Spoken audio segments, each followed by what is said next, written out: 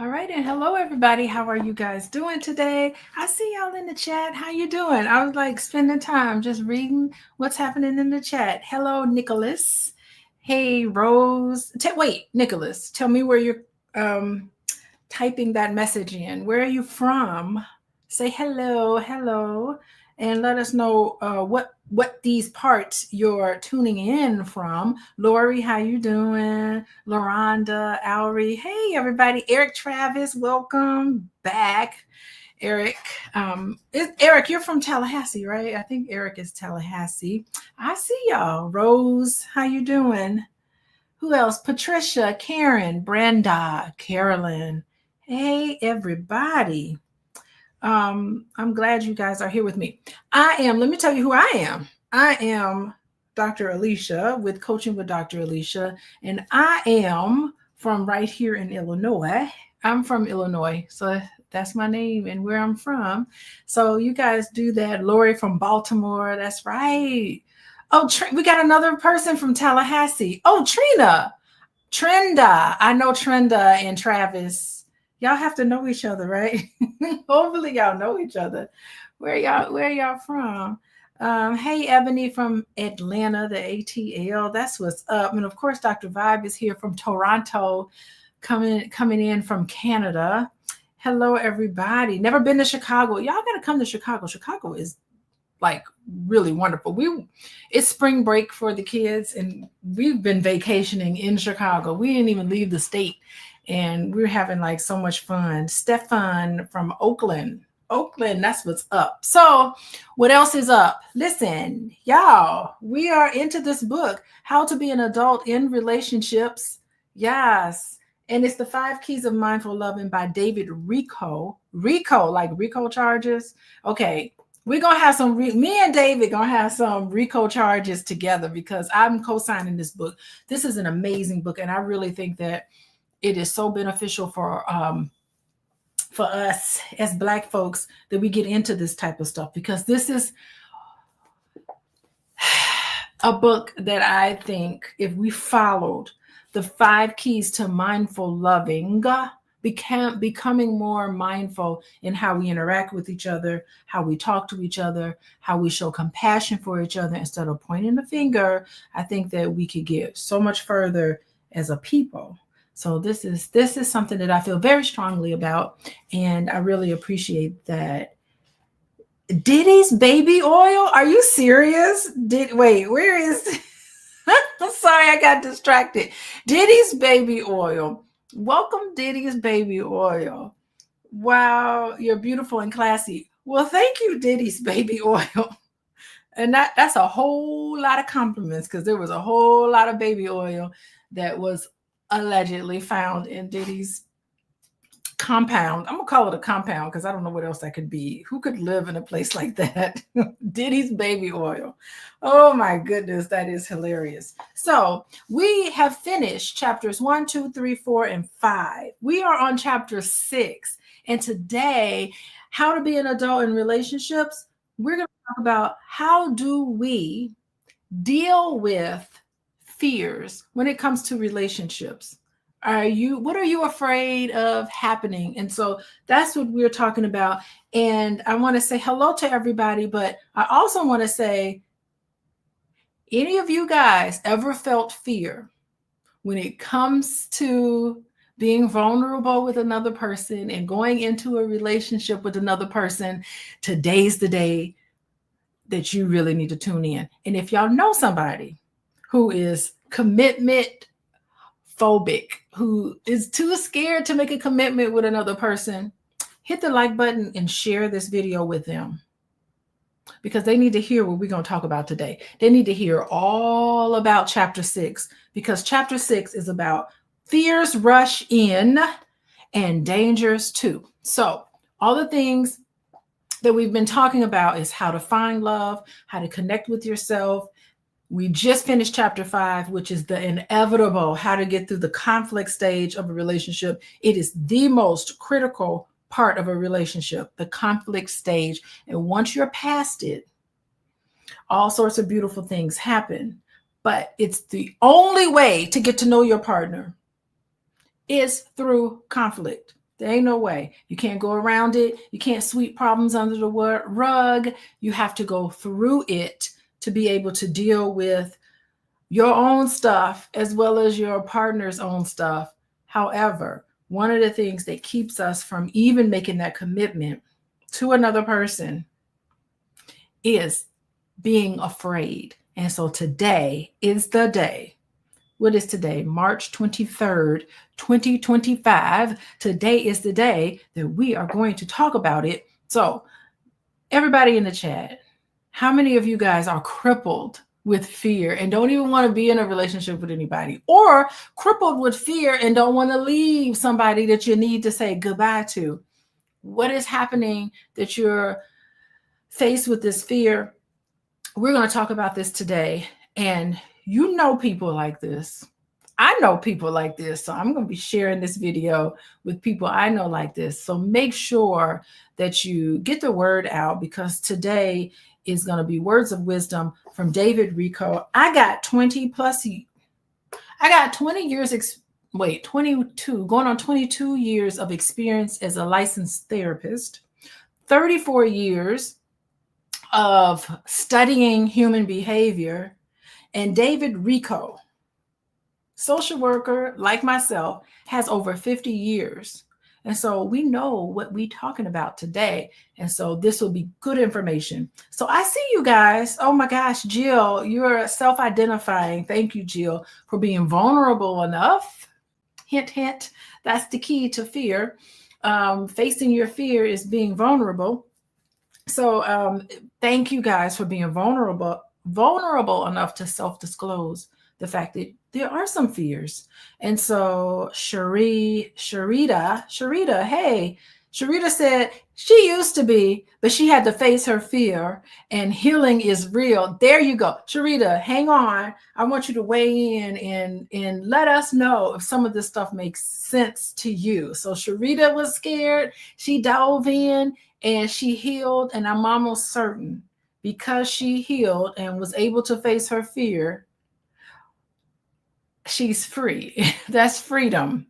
That's freedom. Okay, Alicia Wolf, that would be you. Okay, so I appreciate you guys. Lori, yeah, it's afraid, and you should be afraid, but we'll get into that, how you should be afraid. Okay, so chapter 6 starts on page 171.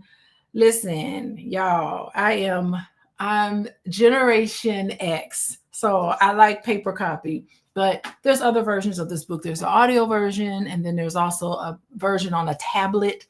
But I'm using paper copy, and today for the paper copy, it is page 171, which is chapter 6.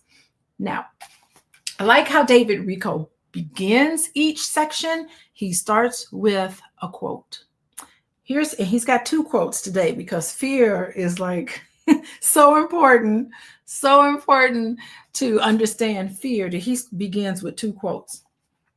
Quote number 1: I was afraid because I was naked, so I hid myself. That was Adam. Oh my goodness, Adam from the Garden of Eden in Genesis 3:10. So Genesis is the first book in the Bible. So the very first book in the Bible talks about fear. So it is a human condition, I think. I was afraid because I was naked, so I hid myself. He hid himself. He developed some sort of consciousness and he hid himself. Y'all know the story about Adam and Eve, right? Second quote: the worst thing about fear is what it does to you when you try to hide it. Ha! You think you're hiding it, but you really aren't. That's my thinking about it. So this is really fascinating. He starts with these 2 quotes. No mistake that he started with a quote from Genesis in the Bible. I was afraid because I was naked, so I hid myself. It's the universal tendency to shield ourselves when we feel unguarded, when we feel a certain way, we want to shield. And there's many different interpretations of the Bible. I prefer the interpretation of the Bible that coincides with a metaphorical presentation of the Bible. So I love that David Rico brought this particular one about being afraid. I was afraid because I was naked, so I hid myself. To me, it's a metaphor of nakedness in romantic relationships. I mean, you literally are put in a situation where you can get naked, literally, and you can figuratively get naked in relationships. So, fear might look like rejection. This nakedness. You have to reveal parts of yourself, and sometimes you fear the rejection that comes with that. Hesitation. Anytime you feel like you need to hesitate, you're communicating fear. And the second quote was, the worst thing about fear is what it does to you when you try to hide it. Trying to hide your fear. Gosh, sometimes it makes sense that you would be reluctant to trust another person, particularly with the Genesis quote. You could be reluctant to trust another person. And in that hesitation, you're communicating that you are afraid. So a hesitation to communicate deeper feelings, or the reluctance to truly trust another person, to me, comes from a fear of rejection. Yeah, Devera, thank you. I'm hesitant a lot nowadays. That hesitantness is the fear. I mean, think about what Adam said. I was afraid because I was naked, so I hid myself. You hide yourself. You don't want the judgment. You don't want the rejection or the shame. So you hide yourself. Yeah, that makes sense. That makes sense. Let's see. Christopher says, the worst thing about fear is what it does to you when you try to hide it. So if fear is left unaddressed, it's a corrosive power. So suppressing your fear in a relationship, what does that do? Okay, so Devera, thank you. You said sometimes you're hesitant a lot of ways. If you suppress your fear and you're scared, what does that do? When you're hesitant in a relationship, you're scared to get naked, which is show yourself to somebody, or even be vulnerable enough to show yourself to somebody. What happens? Or you're in a relationship with someone and they're trying to get something out of you. Tell me about yourself. Well, let's try to get close. Someone's trying to get close to you, Devera, and you hesitate. What does that do to the relationship? I'll wait. Somebody put it in the chat. What does that do with you and another person, and you become hesitant? Does anybody know? Linda, do you know? What does it do? Secrets are developed. Yes, Rose is saying you second guess your decisions. And Black Lexicon, thank you for that. Secrets are what happens when secrets are developed? Women, ladies, what happens when your man be trying to hide secrets? What happens? Thank you, Lori. It feels fake. It is not real. And why is it not real? Because women know if a man's trying to hide something from her. We have this intuition. Yes, Dr. Vibe, trust is lost. And ultimately, you create distance, emotional distance. And when you create emotional distance, you don't feel connected. Yes, you become suspicious. Thank you, Adrian. You become suspicious. I feel as if you can't be trusted. Yeah, if somebody can't be trusted, you start to create distance. And sometimes, ladies, sometimes men ain't even doing anything. They just scared to be naked. Well, men ain't scared to be naked, but they're scared to be emotionally naked with you. So it creates distance. and it prevents you from truly connecting with another person, and you end up being lonely. That's what fear does. It creates distance, it makes you feel alone, and you get insulted. Like, what did I do? And all of this misunderstanding happens when really what we need to do is acknowledge your fear so that the relationship can grow. Communicate your fear. Be vulnerable enough to do that. You got to recognize your insecurities. Yes. Thank you. Black Lexicon, you are smart. I have no idea who and what you are in real life, but you got to be really intelligent because you basically took the words out of my mouth. Insecurities that you have because you don't want to become vulnerable and get like Adam. You're like Adam, don't want to be vulnerable enough. Your insecurities. It's important to know what they are, name what they are, work. You can work through them. If you really have a loving partner, you can work through those insecurities.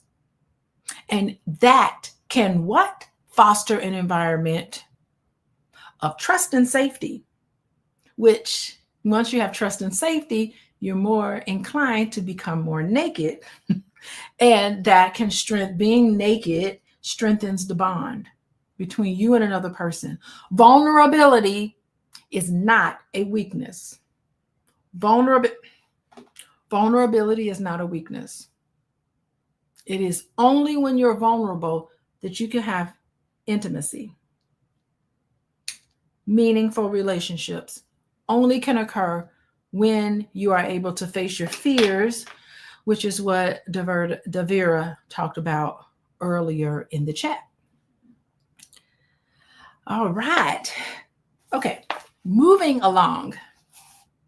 Oh, and by the way, I just want to let you know, a lot of you guys are joining me today because you got a text message. For those of you who don't, maybe someone sent you the link, or maybe you're just tuning in some other way. I do want to let you know that you can get on the mailing list. I got to find the number. Oh, here it is.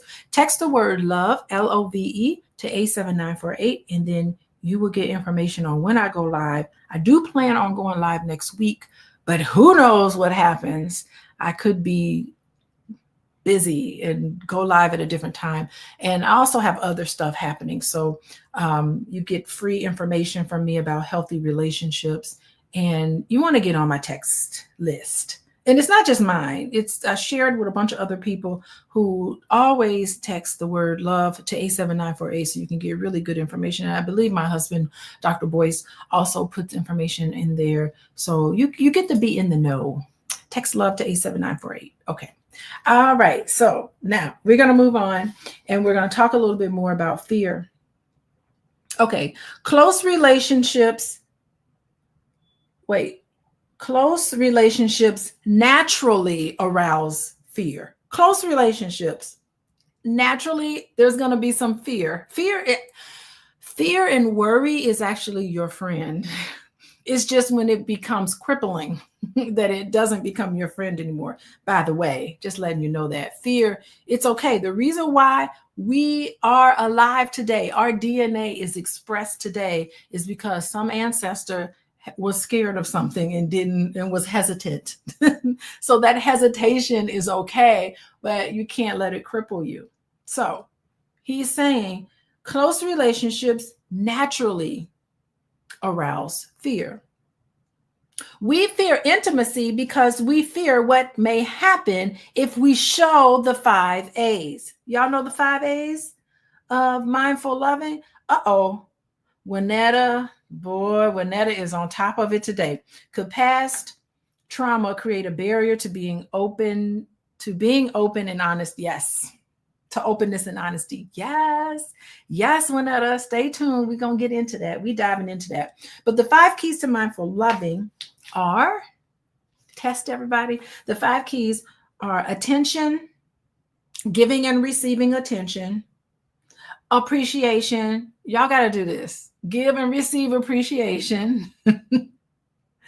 You have to allow, can't be judging people, allow people to be, encourage people to be who and what they are, receiving and giving allowance, affection. Yes, affection is so important in romantic relationships, especially in mindful loving. And then the last one is acceptance. I love you just the way you are, but change. No, just kidding. Oh my gosh, it's a paradox in relationships. So it's acceptance. Those are the 5 keys to mindful loving. Yes, Dr. Vibe. Fear is face face expectations and rise. That is exactly what the thank Dr. Vibe. Oh my God, you get a gold star.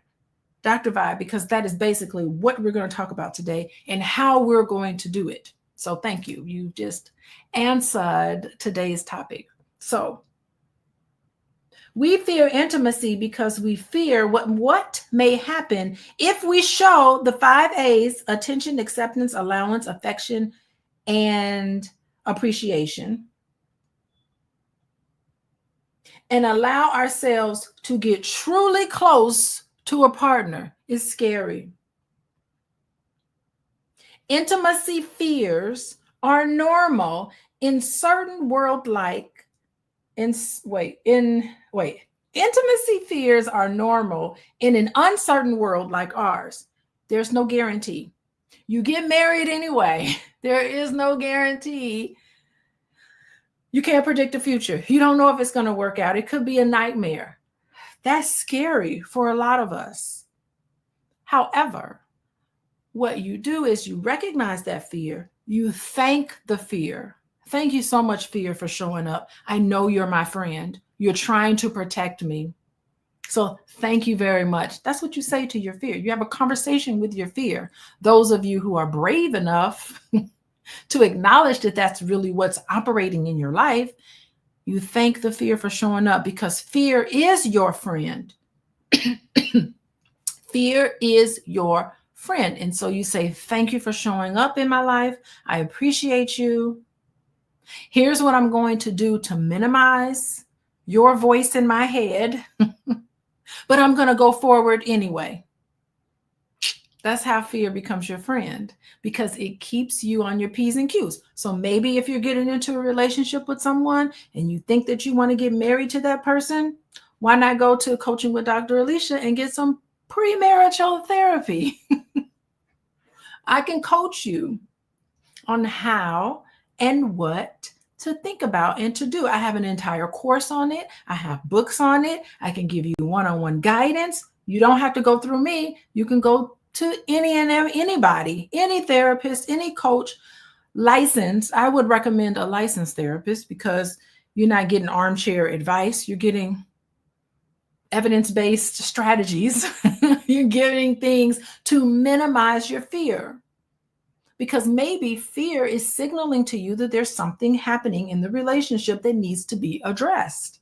And as long as you're with someone who is willing to sit down in front of a professional, a third person who's knowledgeable, maybe you can deconstruct some of that stuff, tease some of it out, and work on things so that it can minimize your fear, but you're never really gonna know. So fear is your friend. That's what I'm saying. And by the way, I would have to say, for my husband to marry me at the age of 50, he was 50 years old, or going on 50 when we got married. I really feel sometimes like the luckiest woman in the world, because what did I do?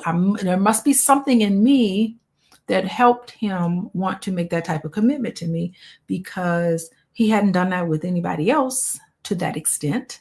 So I don't know. I kind of think that fear was holding him back all these years, but I just found that it's interesting. I don't know. That's for him to talk about, but there must have been something different or something about me that made him very comfortable to make that type of commitment to me. I don't know. So, but I'm certain he was probably afraid.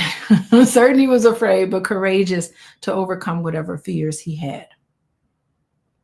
Okay. We will continue on. Okay. Fears are often useful as long as We are not driven or stopped by them. Though fear may follow me, it never has to lead me. It's going to follow me, behind me. Fear, get thee behind me, but it's never going to lead me. Never going to be in front of me. We fear the perilous givens of relating. Oh, when you get into a relationship with somebody, what is it that you're afraid of? You're scared that person's going to betray you. You're scared of getting hurt. You're scared of love. Sometimes you're scared of confrontations of the ego. Oh, hello.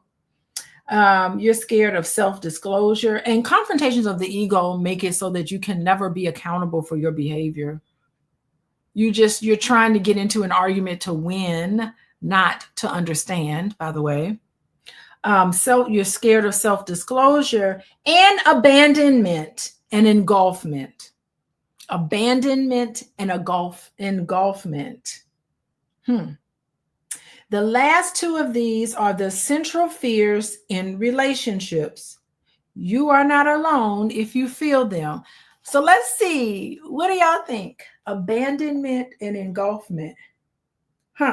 Okay, so listen out. I want y'all to be able to identify is it either abandonment that can make you afraid in relationships, or is it mostly engulfment that makes you afraid in relationships, or a little bit of both? So listen out, identify yourself. This is all about self-knowledge. Okay, this is about self-knowledge, but it's also, you can share it with your significant other and be like, you afraid, you scared of abandonment, you got abandonment issues.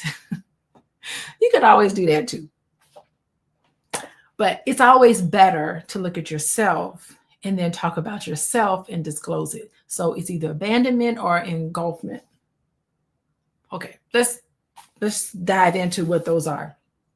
Engulfment and abandonment. To fear engulfment means to fear that if someone gets too close to us, physically or emotionally, we will feel smothered or lose our freedom. Oh, that's what engulfment means. So engulfment means engulf.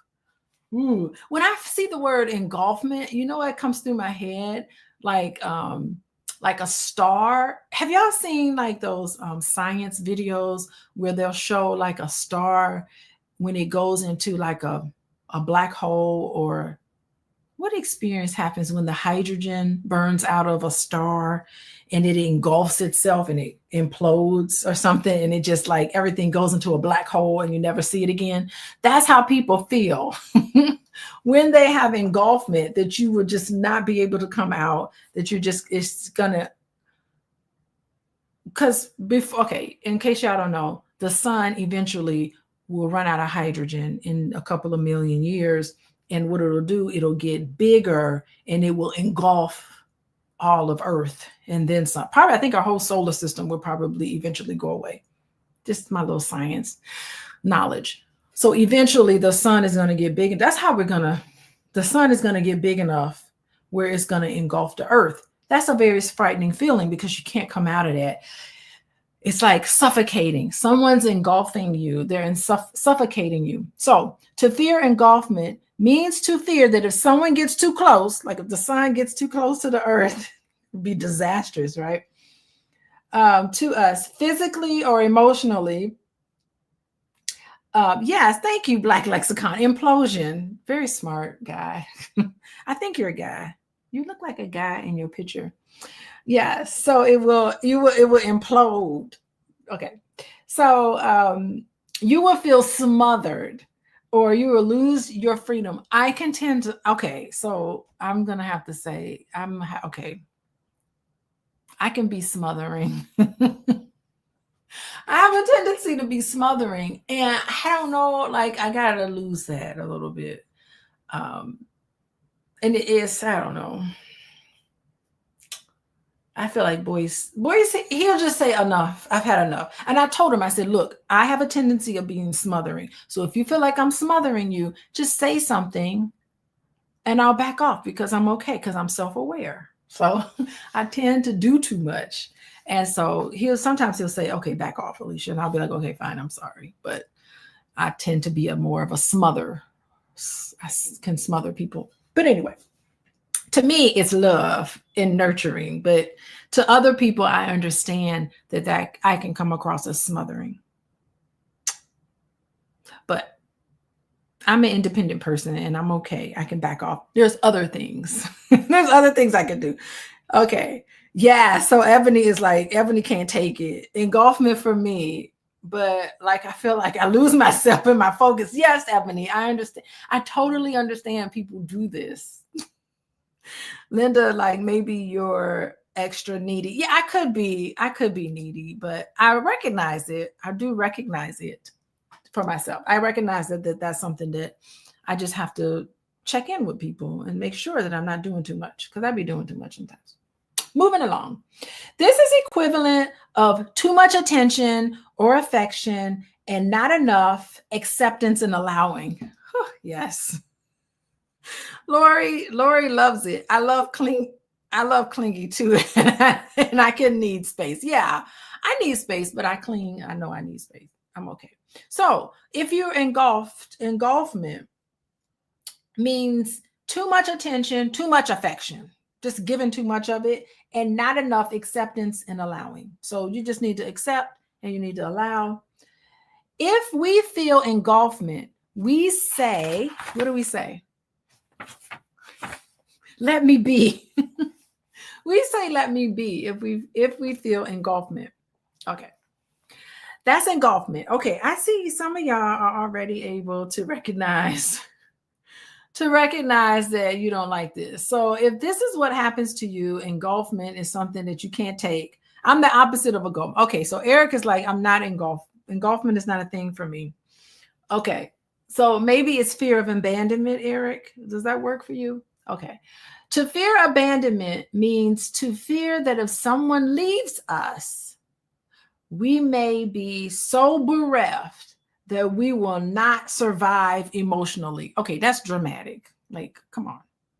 But that's what fear of abandonment means. I think that's a little hard to say. We will not survive emotionally. Like, you know that okay, so a lot of people have this abandonment thing. And it's like you become obsessed with another person, emotionally obsessed. And it's like you can't move on. You can't go on with your life unless that person is around you. And that is abandonment.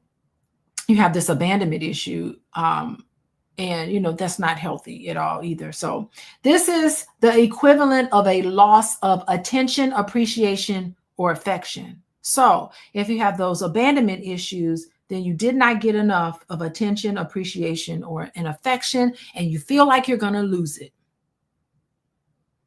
It's a lie, but you still fear that way. If we fear abandonment, we say, stay with me. In either case, we feel fear when power seems to be out there, not in ourselves. We then feel trapped and controlled or at the mercy of others. Okay. So Eric has self-identified as more of an fear of abandonment person, normal fear. Some people, it's a continuum. Fear of abandonment is a continuum. So maybe that's what do you think you guys are? Do you fear engulfment, being overrun and trapped and emotionally stifled, just smothered? Sometimes you feel smothered and that makes you afraid, or do you fear the abandonment? So put in the chat what you think you are, or a little bit of a combination of the two. I'm curious. So Linda's like overkill, too much overkill. Okay, Winetta says no. Okay. Linda, fear of abandonment. Yeah, I would venture more on abandonment side myself if I had to venture. Now her both definition. Mine is fear of abandonment. Okay, thank you, Rose. Yeah, abandonment is a common one, more so than engulfment. But I know a lot of men. I know a lot of fellas that do not like being smothered at all, and I recognize that they don't like that. Good. Thank you. This is, you guys, to know this about yourself is a big thing. And it's not that you have to be perfect. It's just that you have to acknowledge this. Okay, so Lori's like a combination. Sometimes you want to be around somebody, but sometimes you keep your distance. Okay, Denise is like, you don't want to be engulfed. Okay, Loranda, fear of abandonment. Yeah, so we got back and forth, and we got some ladies that don't like engulfment either. So that's pretty interesting. Interesting. Okay, so it's not to be perfect. The idea is not for perfection. The idea is to know thyself. Know thyself. Women are emotional. Some men are not used to it. Yeah, they just feel like this is too much. Let me exit out of here. And then, of course, men aren't socialized to respect that either, or to disclose, to get in touch with their feelings. It's a socialization. I think it's a socialization piece. That's my professional opinion. Fear, vulnerability. Yeah, Stefan, thank you. Moving along, a healthy person may feel both abandonment and engulfment. Okay, so a healthy person may feel both of these types of fears, though one or the other tends to predominate in any one person or relationship. So that's interesting. So a healthy person could have both of these, but depending on who you're dating, one of them could come out, and then that relationship is over, and then you date another person, and then you're like, oh, why is engulfment? I feel like I'm getting smothered here. With the last relationship, I felt like I was being abandoned, so it's interesting. It can definitely depend on who you're with. And Alicia is spot on. Sometimes it comes from an unresolved past pain. Maybe you felt abandoned by a caretaker. You felt abandoned by that person. You felt like that person left you, or didn't pay attention to you, or was physically there but didn't give you the emotional attention that you felt like you needed. So thank you, Alicia. That is spot on. And I think some of you guys already know this. Y'all are becoming armchair therapists yourself. Yeah. So Jill's like, yeah, I've been in situations where I felt both. Makes sense. Okay.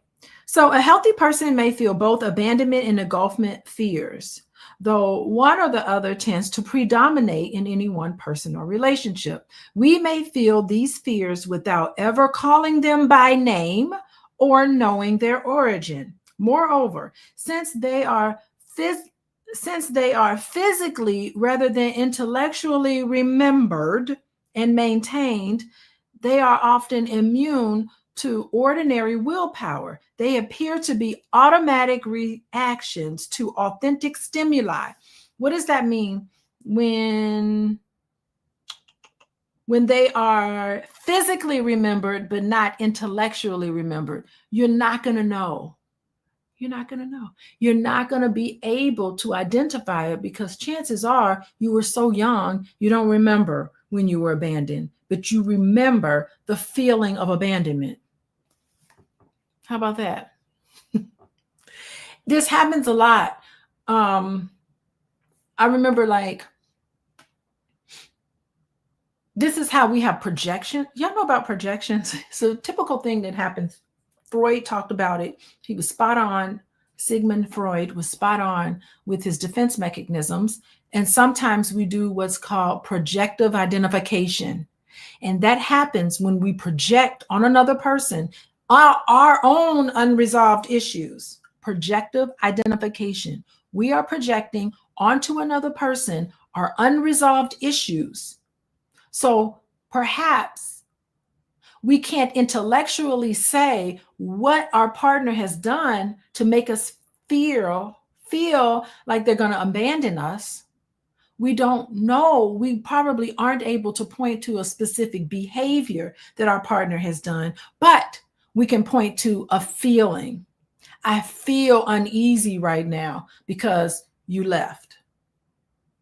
And you could be responding more to this abandonment that you experienced early on, that is being triggered in you, that you never dealt with and uncomfortable dealing with it. You're not even conscious of it, but you feel disrespected. You feel abandoned, although that person just left. They did not abandon you, but it triggered in you some of the things that you didn't deal with. So when you talk to your partner about how they feel, how you feel, you'll be like, oh, I did that? I disrespected you? Well, what did I do to make you feel that way? I can't point to it. I don't know what you did to make me feel that way, but I know that that's the physical feeling that I had. And it's so familiar to me that I'm projecting it on you instead of consciously, intellectually thinking about it, because you don't remember when you were young. Just brain development. You just don't remember a lot of things when you were young because you were too young to recall everything. But what's left behind a lot of things, although you can't paint the picture of what happened to you when you were younger, what's left is the feeling you had about being abandoned, about being abused, about being ignored, about being smothered, about, all of the things that can happen to you when you were a child to violate you. You may not remember what happened, but your body is going to remember the feeling. Your body keeps the score. That's where that comes from. And you project it on your partner. How could you not? Because that's the person that you're taking out your issues. You're taking out your issues from your past to the person you're in a relationship now. And if you know this about your partner, which I've noticed, I know Dr. Boyce talks all the time about his ACEs score being about, pretty high on the ACEs. And I know when he's doing this, when he's projecting things onto me, because I'm like, what did I do? Tell me what I did. And he can never, ever point to anything in particular. And that's how I know that it's childhood stuff, whatever that is. He can't even tell me about half of the stuff that happened. Who knows what happened? And it doesn't even matter what happened. What matters is what's happening right now in our relationship. So this happened. I'm just giving this as an illustration. There's nothing particular about us. This is what happens to all of us. We all have our baggage. And that's what that means. Abandonment baggage. Okay. Moving along. For instance, a hug may feel threatening to a person with a strong fear of engulfment. Hugging somebody can make them feel smothered physically. Am I a warden of a body in which every cell holds a prisoner pacing with rage for crimes he did not commit? So you're taking out, it's exactly what I just talked about. You're taking out your issues with your partner because they just want to give you a hug. A hug is a hug to them, but to you, it's reminiscent of something. This happens a lot. The hug is just an illustration. It could be anything. It could be a text message. It could be a phone call. It could be, what you doing? Why are you asking me what I'm doing? Like, damn, excuse me. I'm just trying to connect with you. Connecting with somebody. Just asking them about their day can rise suspicion in people's heads. Like, I'm trying to connect with you, find out more about you, what's going on with you, how you're doing. And benign questions can feel like a threat to somebody who've been accused of things in the past. Boy, y'all gonna get this. And nobody we deal with these things. And what we do is we walk away from that conversation and we say, what's wrong with these men? What's wrong with these women? There's nothing wrong with them. They're just playing out past drama. You can't not play it out. That's why the very first one says, the worst thing about fear is what it does to you when you try to hide it. When you try to bury things deep down inside, it still fills the air. I love that. I love that quote. That quote was from 2 weeks ago, and I love that quote. It fills the air. How y'all doing? Let's see. It is, oh my gosh, we're 45 minutes into this conversation, and I'm still on the first page. Oh my goodness. How y'all doing? Gee whiz. Okay, let me reset here by doing a couple of things. Part of it is, oh, Lord, I'm going to get this. Part of it is to let you guys know that I'd like for all of you all to text the word love, LOVE, to 87948. Number one, first thing I want y'all to do. Second thing I want y'all to do, if you need some help with anything. Oh, if you want to work with me, you can go to my website, Coaching with Dr. Alicia. It's individuals and couples work. That's my specialty. I can help you there. I am a licensed therapist. I've been doing this for many different years and for 20 some odd years. And I'm a full-time college professor. So that's what I do full-time, by the way. Grade papers, teach classes, inspire other people, training other adults how to become therapists. I also like for you to follow me in social media, Instagram and TikTok. I've been putting some silly stuff up on TikTok.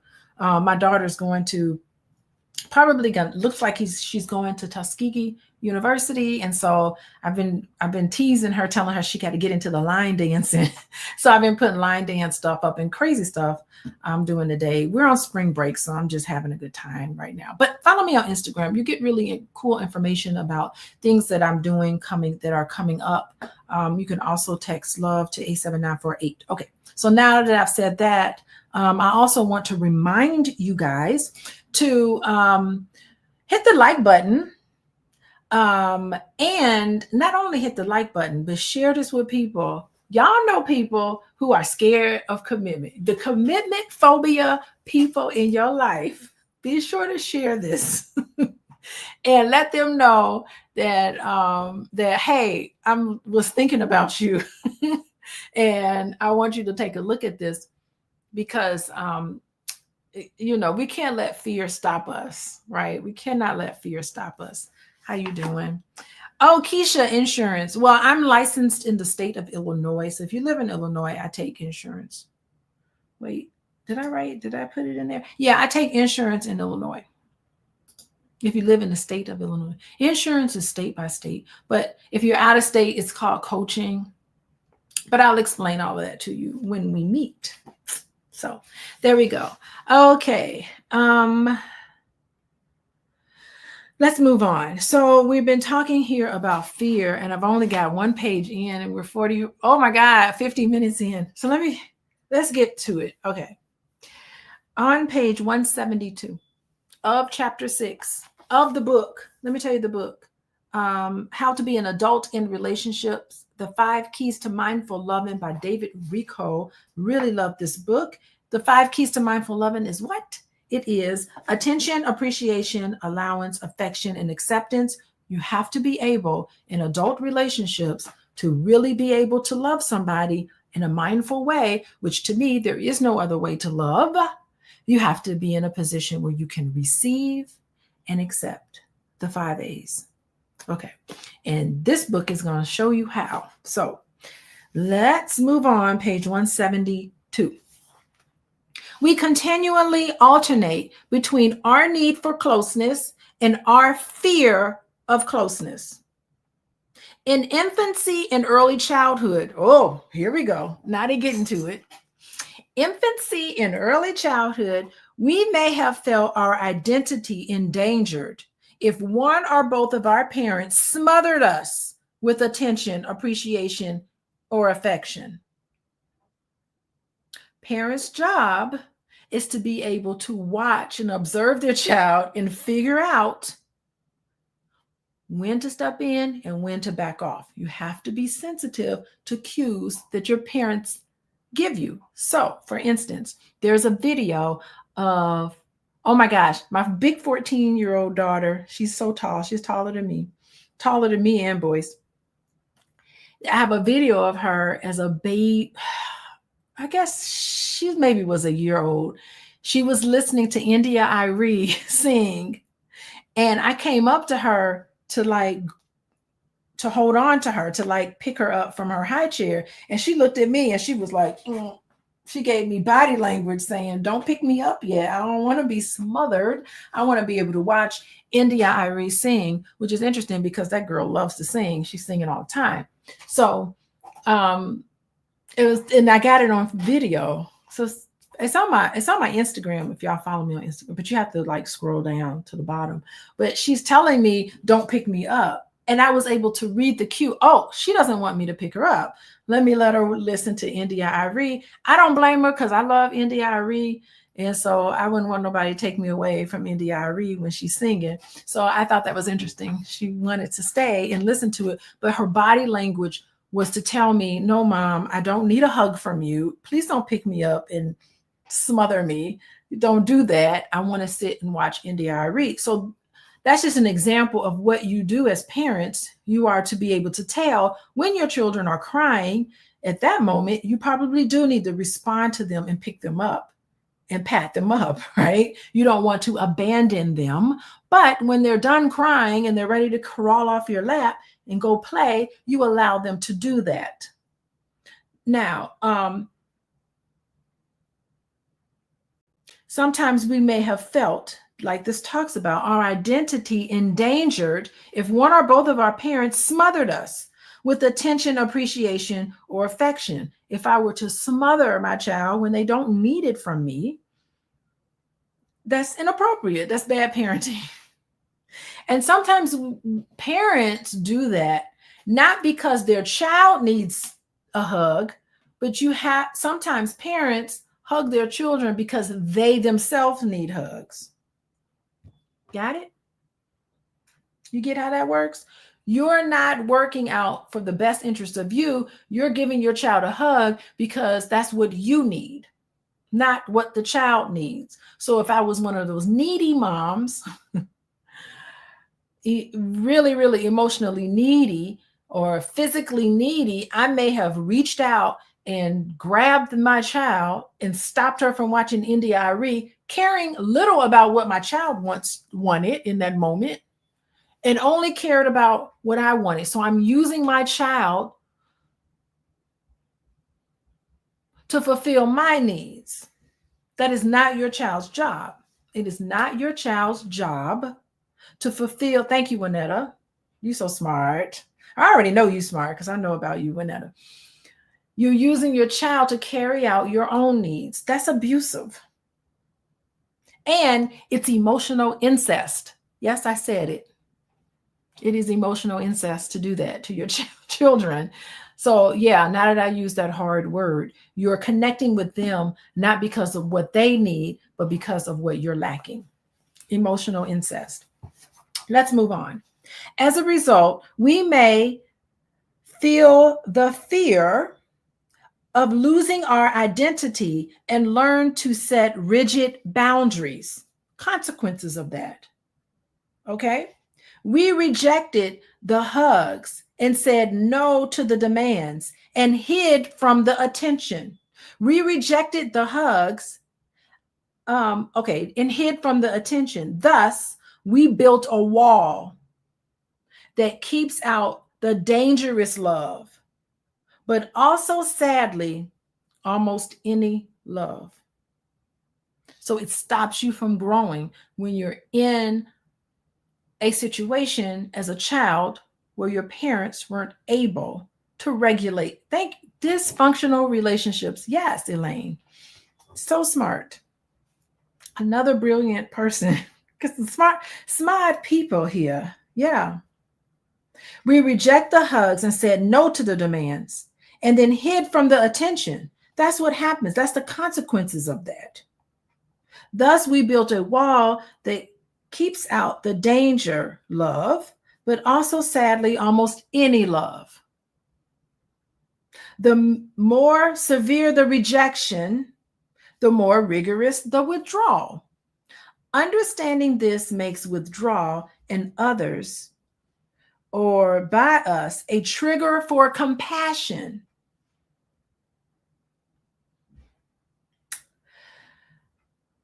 I love this last sentence.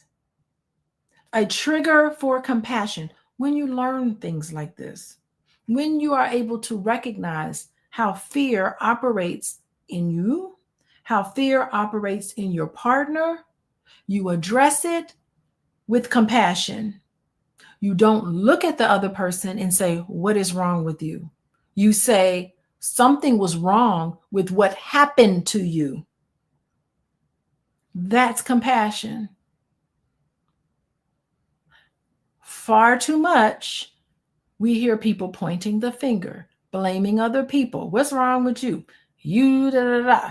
And what's wrong with these men? What's wrong with these Black men? What's wrong with these Black women? What's wrong with the... We see all of this when really what we need to do is to understand this and approach this with compassion. Thank you, David Rico. Finally, somebody said it. We have a template now about how to address each other and why it's important. A fear of engulfment may be the result of a parent having tried to use us inappropriately to fulfill a need. This could have taken the form of abuse, whether physical, sexual, or emotional, which I just described. In later life, the victim of childhood abuse may be afraid to see need coming at him or her, even appropriately, afraid of seeing the need, afraid of your own needs, because you spend so much time feeling like your needs were unmet. And if no one fulfilled your needs and saw value in you to fulfill your needs, how are you going to do that for somebody else? It's impossible.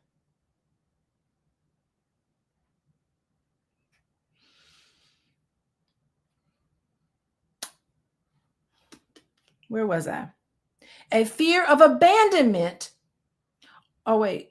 In later life, the victim of childhood abuse may be afraid to see need coming at him or her, even appropriately, from another adult. A fear of abandonment, on the other hand, may be traceable to something entirely innocent. For example, a child may have felt abandoned when mom was hospitalized for a while. Donald Trump went through that as a child. His mother, I think, was left, and he had some abandonment issues that came out in his memoir. I remember learning about that. Which could explain some things about his mentality. Explanations to a child usually do not reach the forum in which the fears are lodged. The primitive cellular feeling, the sense of events and configures absence as a rejection. Absence as a rejection. What happened in our communities? What happened with the mamas in our communities? These mamas were working. They weren't in the hospital. They were working 2, 3 jobs, trying to make ends meet. They may not have been there for their children like they needed to because they were not there. They were working and they was tired when they got home from work. So that can create the abandonment issue that tends to happen when you have single-headed households or households where both the mother and the dad is always out working long hours, double shifts, nighttime shifts. It just wasn't enough coordination and too many kids to be focused on what they needed emotionally and physical needs, because you need someone who's there physically.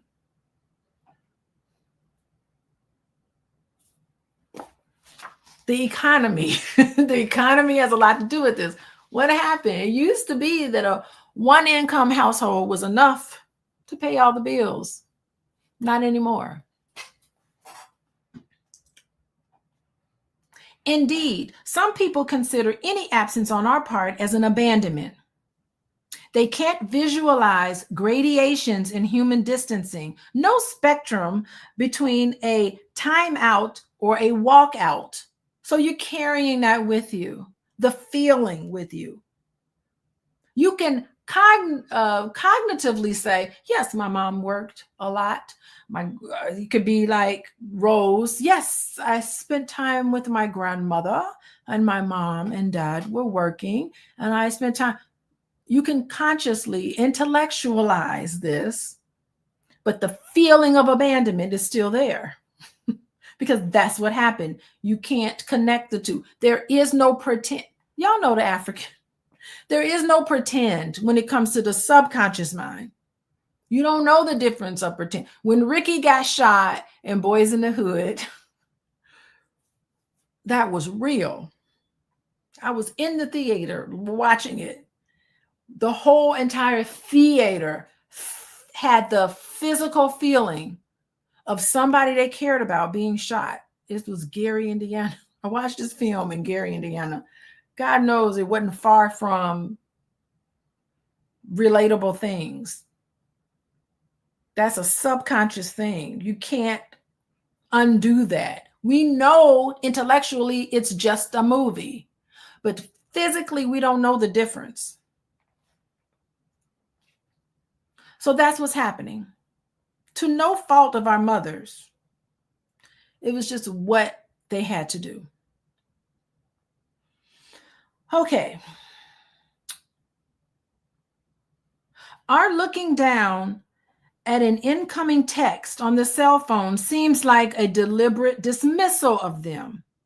Along these lines, Erik Erikson, another white boy that was amazing in talking about the developmental stages of people, Erik Erikson, he's another one. Read any of his stuff. It's amazing work he did. Along these lines, Erik Erikson asked the rhetorical question, why do we think the face has turned away, which only looked elsewhere? That face just looked somewhere else. That doesn't mean that they turned away from you. It just means that they looked somewhere else. Why does it have to be an attack against you? People who have an extreme fear of abandonment become angry at the slightest form of distance. Come on. They may then react by becoming controlling, demanding, angry, or critical. You mad. The feeling doesn't feel good. And it only feels good when that person's paying attention to me. And if that person diverts their attention to someone else, I know that doesn't feel good. And you're reacting to that feeling, not really what someone else is doing to you. It's a feeling. Okay, we can be triggered. That's what it is. And then react in indignation. Healthy adults, of course, will not stay long in such a relationship without seeking professional help for each individualized issues. We can only stay when we don't need to walk on eggshells anymore because we are getting help in changing things. That's a signal that something needs to change. When these issues are coming up, that's a signal that you need to probably contact me or someone else you trust. That doesn't have to be me, but I'm available. I'm available. Sometimes a relationship can only work with work. It only works with work. I think all the time a relationship can only work with work. One more comment on a point made in this paragraph. When we find ourselves reacting to how friends or partners come at us, we show that we are vulnerable to their feeling and action. This is a sign of intimacy, not weakness. Being vulnerable is a sign of intimacy. It is not a sign of weakness. What did I say? Being vulnerable is a sign of intimacy. You have to be vulnerable to connect. It's not a sign of weakness. Talking about your feelings is not a sign of weakness. Hello. When we then run, the intimacy runs off too. When we stay to work things out, when you stay to work things out, what happens? Intimacy can flourish. When we stay, even though things aren't working, codependency takes over. So you have to stay to work things out. It is not, listen, I love to see couples together for a long time. 20 years, 30 years, 40 years, 50 years. I love to see that. It is something that I applaud. And I think we need to see more of that. But in the back of my mind, I'm always thinking, what type of relationship did these people have? Was it something of codependency? Because codependency meant you stayed even though things weren't working. Your relationship wasn't working. There was all sorts of toxicity happening, but you stayed just for the sake of staying. That's not success.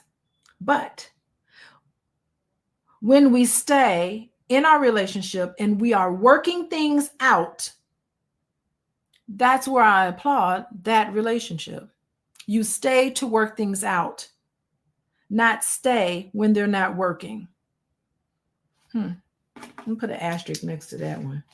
I think that's gonna be my next Instagram post. Post that on Instagram. Okay. If closeness is associated with danger in the past, so you're close to somebody and there was always danger in the past, it may remain as a post-traumatic stress reaction. So the people in your life who should have been close to you were dangerous. So the people in your life, maybe it's your mother or a major caretaker, someone who you inherently are close to growing up, and that person represented danger for you. That's a tough thing. It remains as a post-traumatic stress reaction. The fear of closeness and engulfment is subtle and long-lived. We are only released from it when we work through it and practice overriding it again and again. That is awfully frightening to have to do that. But it takes bravery and courage and all of that. We do this when we allow the other person to direct our love rather than controlling how much or in what way we show it. To direct our love, not control how we show it. To let go of control that way is terrifying to someone who fears closeness. Who hurt you? Who is this person? I'm going to hit them in the head with this book. I'm not going to do violence, but you almost want to because you're afraid now. Closeness is paired with fearful, danger. Just the idea of getting close to somebody is connected with that person being dangerous. And it takes a whole lifetime to work through that, to even figure out that that's what's happening to you. All right. What scares us ultimately may not be closeness itself, but the feeling it evokes. For someone with a fear of engulfment, closeness may be set in motion. It may set in motion an old familiar cycle in which closeness led to abandonment or abuse. That's a cycle. Now we believe cellularly. He is saying this affects you on a cellular level. And we know that to be true, epigenetics and all of that. So we now believe cellularly, though not necessarily intellectually, it's not something you're conscious about, that if someone gets close, he will abandon us or he will abuse us. We men have been taught to concentrate on being brave and strong, but the fear that gets in the way of our being strong doesn't matter as much as the fear that gets in the way of loving. Because love is the most precious strength a man can have. Love is the most precious strength a man can have. May we care about becoming loving more than anything else in life. Men, men are taught to embody strength, bravery, and emotional stoicism. Men are often conditioned to suppress vulnerability because we see this vulnerability incompatible with the idea of masculinity and whiteness. Because that's not who and what Black men really are. It is Black men, this toxic masculinity is Black men holding on to whiteness. We have to let it go. Thank you, Alicia. Melanin does carry memory. It absolutely does. Strength comes from leading with love and emotional openness. And what they're saying is that the fear that you have that gets in the way of loving speaks to the vulnerability required to make authentic connections. And a lot of men don't know this, but overcoming your fear is particularly important for you to live with love. And let that be the root of your masculinity, because that is the only way you're going to have richer, more meaningful relationships, is to shift your thinking.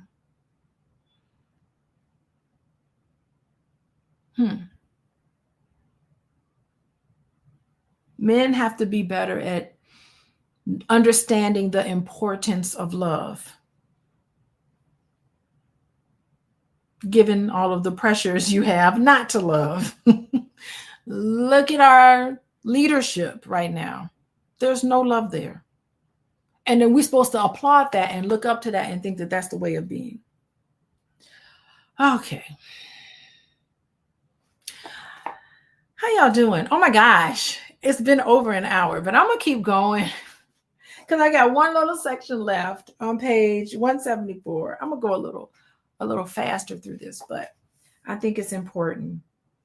Learning from our fears. Okay, so here we go. Learning from our fears. How do we learn from our fears? Learning from our fears. So again, he begins with the title, Fear Wished Not to Evade as Love Wished to Pursue. Wait, what does that mean? Fear wished not to evade as love wished to pursue. Someone named Francis Thompson said that. Okay, so I think fear wished not to evade as love wished to pursue. Yeah, so fear may be operating, but we got to let love win. I guess that's what they're saying. Okay, so fear, if you approach fear being reflective, it can be a really good teacher.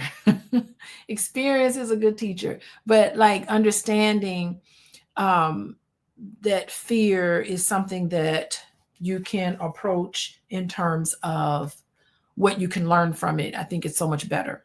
So our fears, instead of avoiding them, you have to recognize them, and that's how you get deeper truths. Love, wish to pursue. Yeah, so you can give deeper truth there. I don't know. I think it's really interesting, like evading fear. It's like, this is the stuff that scary movies are made out of. Every scary movie is all about confronting your fears rather than avoiding them. That movie Smile is about all of the things that you are scared of, that you don't want to deal with. It's going to come back and get you, because smiling is what we do to kind of cover up the fact that we're afraid. Some people, when they feel afraid, they don't want to deal with it. They want to suppress it, and then they smile to cover up the fact that they're really hurting inside. So I like that movie, and I think it's a really good allegory. Actually, all scary movies are all about facing your fears. And it's funny because as soon as there's a turning point in a movie, in all scary movies, where instead of running from the monster, there's always the protagonist that stops and turns and faces the monster. And then that's the end of the movie. And then they overcome it and everything ends up being okay because what they feared was in their head. So it's really interesting. I kind of like that. And scary movies, like it's just a constant reminder to face your fears. And sometimes they, at the end of the movie, they end up becoming closer to other people. They end up being more knowledgeable. They end up being safe, when all through the movie you're scared, but at the end, you overcame the monster, which is really the fear inside of you. That's really what those movies are all about. And we still watch them, So I think it helps us to recognize deeper truths and a way for us to grow and overcome some of our limitations. That movie, is not, those clowns and stuff, that is nothing about facing your fear in the underground. The clown from the sewer or whatever, underground, underneath everything. So you're walking around, you don't know there's a clown underneath there. That's your fear that you're burying underneath. It's just a beautiful, I can go on and on about those movies. So I think it's important. Those things are quite fascinating. Okay, let's see. Moving on, page 174. Ooh, big fat paragraph. Let's see what this is about. The worm likes the apple only when it's ripe. Okay. Likewise, fear usually rears its ugly head exactly when we are ripe for change. How about that? So you could have all sorts of fears, but it never quite come up. It doesn't come up. It never quite comes up. Yes, Aisha, scripture teaches us not to be afraid. Thank you. That is so true, because I think we started with I don't know if you were here at the beginning, but we began our conversation today talking about Adam. That's the quote from Adam in the Garden of Eden. I was afraid because I was naked, so I hid myself. So we talked about that, Aisha, yeah, in the scriptures. And that's the very first chapter of the book. It's all about fears. And to me, it's a good metaphysical allegory of what we need to go through as human beings here. We need to go through those things. So yes, Genesis 3:10. Yes, Linda. That's what's up, Linda. Yes. Okay, let's get through this paragraph. If the program described in this section works for us, we are ready to transcend our fear. Oh, wait, it says the fact that fear pops up when we are ready to address, process, and resolve it makes it a friendly stowaway. So it's just to know. If the program described in this section works for us, we are ready to transcend our fear. If it does not, we are receiving a signal to step back and work on ourselves in other ways, gaining more inner resources first, and then dealing with one fear when we are ready. If the program doesn't work for you, it's not a reason to feel shame or failure, only to reconsider your timing. The work on fear can benefit us spiritually as well as psychologically because we feel compassion toward ourselves when we realize the deep inability to love we suspect in ourselves is not really an insurmountable obstacle or selfish or badness, but a habit we learned and can work through. And a lot of these habits that we have that makes us have this deep inability to love was a survival mechanism that worked when it worked. But a lot of times, in order to grow and to get into better situations, you have to let go of those survival mechanisms because they don't work for you anymore. And be not afraid. I go before you always, Aisha, if I were to ever do a Bible quote, because we used to sing it in Catholic school. Be not afraid. I go before you always. So sometimes we do have to have compassion for ourselves when we develop these habits and fears because it worked. In that moment, where you needed to protect yourself, those behaviors worked. And what's happening now is that you're not a child anymore. You're an adult. If someone says something to you that you don't like, you can pack up your stuff and leave. No one's stopping you. But as a child, where are you going to go? How are you going to pack it up? So you had to develop things to protect yourself back then when you were a child. It does not work for you now. Even your parents, if you grown and you got a job and you paying your own bills and you go to your parents' house and they do something to bother you or to upset you or to try to recreate some of this stuff, you can pack up your shit and go. You don't have to sit there through it. You don't get to abuse someone, an adult child. You don't get to do that. Just say goodbye. Doesn't work anymore. So you can let all of that go. The things in us that makes you unable to love, that's not working for you right now, you can let that go. I think that's what they're saying here. After I went on that big rant. Okay.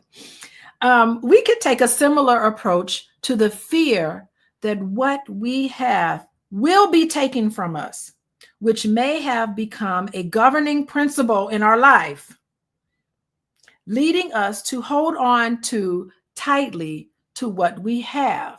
Oh, so what he's saying is that selfishness, badness, all these insurmountable obstacles, it was a habit we learned and can work through. We can take a similar approach to fear that what we have will be taken from us, which may have become a governing principle in our life, leading us to hold on to too tightly to what we have. We may find that stinginess has the poignant terror of loss behind it. So maybe you needed to be stingy. Maybe you didn't need to share because that meant that you went hungry. That meant you went without. That terror still stays with you. That's why he's saying we may find that stinginess has the poignant terror of loss behind it.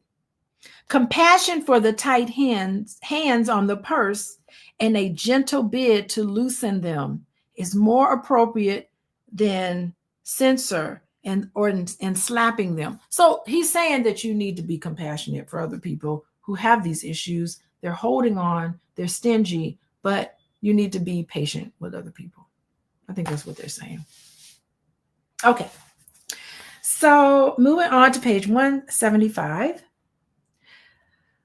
Let's see what they're saying. They're talking about fear. Fear follows us all our lives. That is our human condition.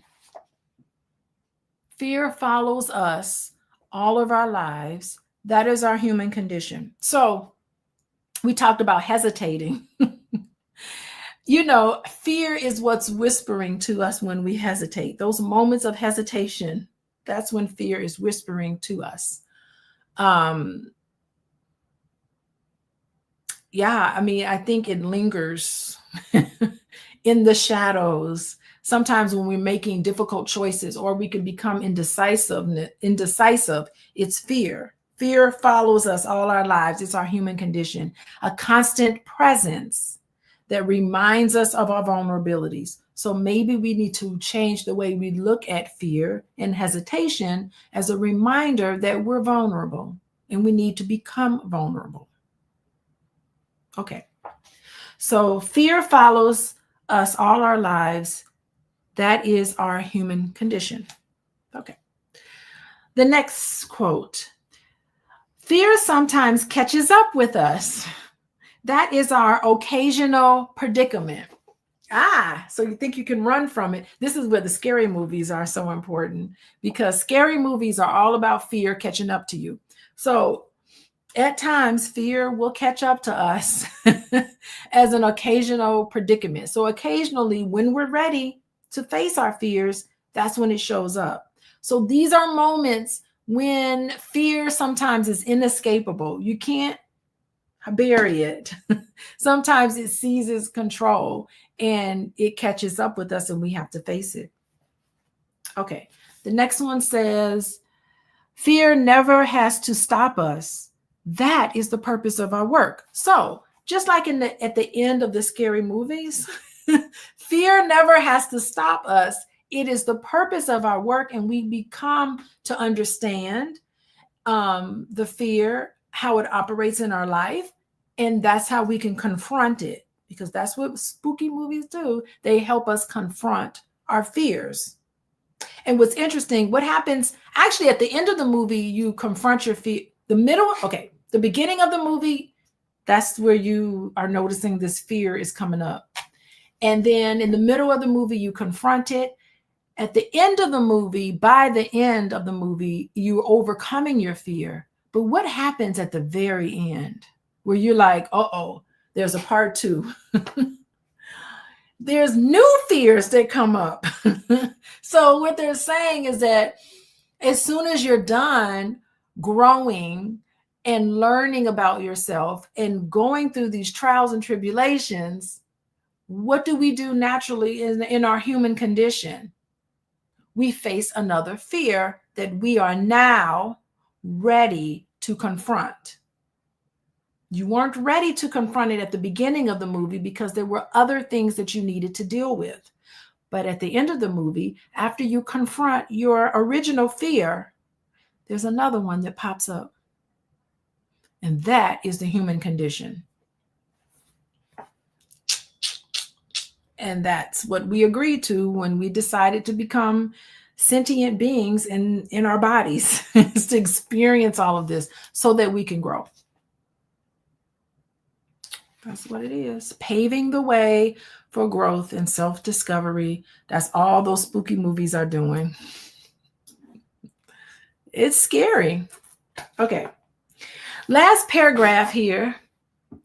When we do the work by facing our fears, we find that fewer childhood forces are working on us and more adult choices are available. So that's how we grow up, by dealing with our stuff.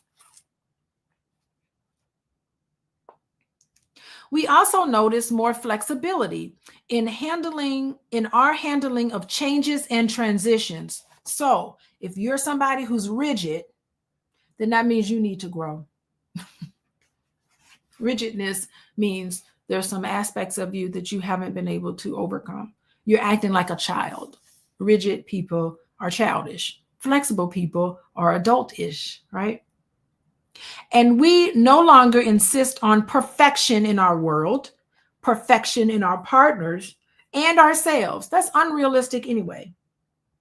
Approximations become acceptable, and preferences take the place of demands. Questioning of and arguments with reality turn to acknowledgement and consent. We take things that happen to us or people's reactions toward us as information rather than unalterable verdicts. I've had to learn that. I've had to grow up and learn that myself. You can't please everybody. And even if someone is upset with you, you need to look at it. Not dismiss it, but you need to look at it.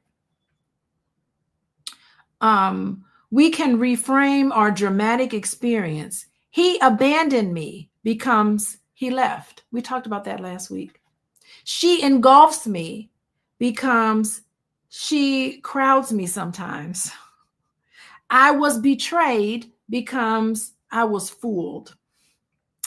I feel empty inside becomes I am finding more space inside. Okay. And he ends with a quote from Carl Jung, who I absolutely love. Carl Jung, another white boy. Listen, he is rattling off some beautiful individuals. Carl Jung, I love. All these people I love. Okay. Carl Jung says, it is only in the state of complete abandonment and loneliness that we experience the helpful powers of our own nature. Child means evolving toward independence. This requires detachment from origins. So abandonment is a necessary condition. Thank you, Carl Jung. Somebody leaving you and abandon you. Abandonment is a necessary condition, and we need to see it as that. So, according to Carl Jung, abandonment is not merely a state of isolation, but it's also a pivotal element in how you can gain independence and self-discovery. So it's interesting how, those Disney movies, the very first thing they do in Disney movies is what happens to the child in Disney movies. That child gets abandoned. The mom dies off, or the mom leaves. Every single Disney movie is all telling the same story, really. It is about a child who's coming of age, growing up, and the very first thing they do is kill off the mother. There's no father there. The stepchild, what is it?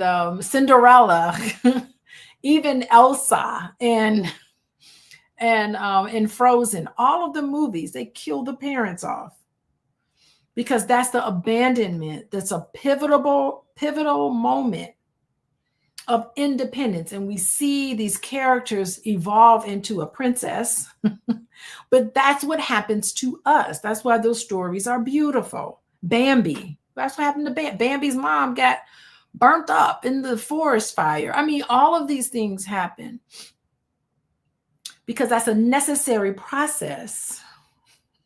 Yes, Black Lexicon, Disney movies. That's a necessary process in our own journey. We need to see the fact that we are left alone as a beautiful way to look inside so that we can grow. That's how we achieve our full potential. Because we have what it takes to do it ourselves. That's when sometimes we're left alone, we uncover the fact that we are resilient. Yes, it is Black Lexicon. The most traumatizing thing you can do to a child is to take his mom away. But Disney movies aren't literal. They are, to me, like the Bible. The Bible is figuratively. If you look at the Bible in that way, you look at it as a metaphysical document, it unlocks a lot about who and what we are as human beings. It is not, as a child, it's traumatic, but it's a necessary process for all of us to go through a transformation. So we need to see it that way. How do you become resilient? How do you become resourceful? Look at the Lion King. Look what happened to the Lion King. He went on this quest. Carl, what was the guy who did going on a quest, the heroic journey, all of these things that we have to do in order to find out who and what we are. It is metaphor. Yes, it's a negative experience, but it's from these challenging experiences that teaches us. And to do that, we have to detach from our home, go out in the world and learn about yourself. It is very important thing. Don Quixote, yes. I had to read that in college. Don Quixote, beautiful story. That's all he did throughout the whole thing was go on this quest. Don Quixote, beautiful. And we love these stories. These are world popular to do this in ourselves. Oh my gosh, it is at the top of the hour. I've been in here with you. Okay, so how y'all doing? I've been here an hour and a half just to get through this whole thing with fear. So a couple of things I want to talk to you about before we close for today. Today, we have learned quite a bit. I thought dealing with conflict was one of the heaviest chapters, but I got to tell you, this whole thing about fears and dangers, I think this was probably the most heavy. I only went through a couple of pages and whew, I'm feeling. So we're going to continue this conversation. Today, we covered fears and the difference between engulfment and abandonment. What's going on with you guys with that? Learning from our fears. How can we learn from our fears? How can we embrace this? Thank you, Joseph Campbell, The Hero's Journey. That's my guy. Read his stuff. It's amazing stuff. Next week, what are we going to talk about? Next week, we're talking about jealousy. Hello. And we're going to talk about infidelity. Another heavy topic. Jealousy and infidelity. Those are our topics next week. Hello. Be sure to talk about that. Be sure to tune in for jealousy and infidelity next week. Today, we've talked about fears. Listen, y'all got to hit the like button and share this with people who you know have a fear of intimacy. And because we got into it today. Before I leave for today, I just want to let you know that you can keep up with me. How can you keep up with me? I never can find these fast enough. You can keep up with me by texting the word love, LOVE, to 87948. And then that's how you get information from me about healthy relationships. I know Boyce is going to send you a bunch of information there. And then I'd like for you to follow me on Instagram, Coaching with Dr. Alicia, Instagram, TikTok, most likely. I post more on Instagram than anywhere. But if you're interested in working with me, couples coaching and individual work, coachingwithdralicia.com. That's how you get a hold of me. And that is it for today. I will be back next Sunday. I can only do this one day a week because I got a full-time job. This is my part-time work, which I love. I wish I could dedicate every day of my life to this stuff, but I can't. I got other responsibilities. But thank you all for joining me today. And I will see you guys next week. Bye-bye.